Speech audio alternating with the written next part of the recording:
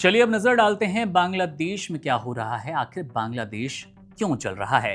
1971 में जिस देश को भारतीय फौज के शूरवीरों ने अपने लहू से सींचकर आजाद करवाया, आज वही बांग्लादेश भारत के लिए सबसे बड़ा रणनीतिक संकट बन गया।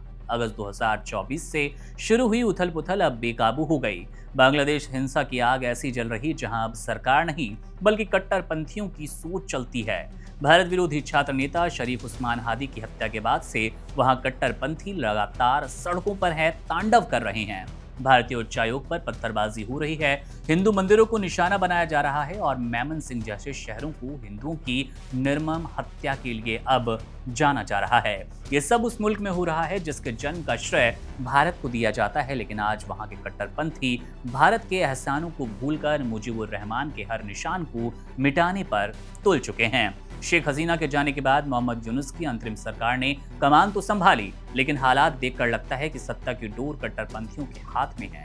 चुनाव 12 फरवरी को होने, लेकिन उससे ठीक पहले मुल्क को बारूद के ढेर पर बैठा दिया गया। शरीफ उस्मान हादी, जो कि ग्रेटर बांग्लादेश का नक्शा फैलाकर भारत के राज्यों को हड़पने का ख्वाब देखा करता था, उसे वहां की सरकार ने शहीद घोषित किया है। राजकीय शोक मनाया गया और ढाका में उसके जनाजे में उमड़ा सैलाब ये बताने के लिए काफी है कि वहां की हवाओं में भारत के खिलाफ कितना जहर भरा जा चुका है। भारत के लिए खतरा इसलिए भी बड़ा है क्योंकि हमारी 4000 किलोमीटर लंबी सीमा बांग्लादेश से सीधी जुड़ती है। अगर वहां हिंसा बढ़ेगी तो अल्पसंख्यक हिंदू जान बचाने के लिए सरहद पार करने को मजबूर होंगे, जिससे पश्चिम बंगाल और असम में घुसपैठ और जनसांख्यिकी संकट पैदा होगा।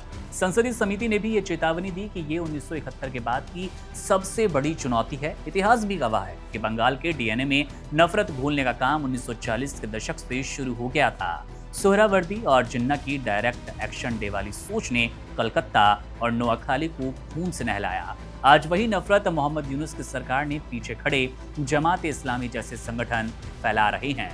बांग्लादेश में हिंदुओं की आबादी 1951 में 22% थी, जो कि अब घटकर 8% से कम रह गई। क्या ये एक सोची समझी साजिश है कि बांग्लादेश को पूरी तरह से कट्टरपंथी इस्लामिक राष्ट्र बना दिया जाए? भारत के सामने अब चुनौती ये कि कैसे इस आग को अपनी सीमाओं तक पहुंचने से रोका जाए। अगर कट्टरपंथी सत्ता में आते हैं तो सल्तनत ए बांग्ला का खतरनाक प्लान भारत की सुरक्षा के लिए नासूर बनेगा और जाहिर तौर पर इसकी आग से भारत कहीं भी बच नहीं पाएगा।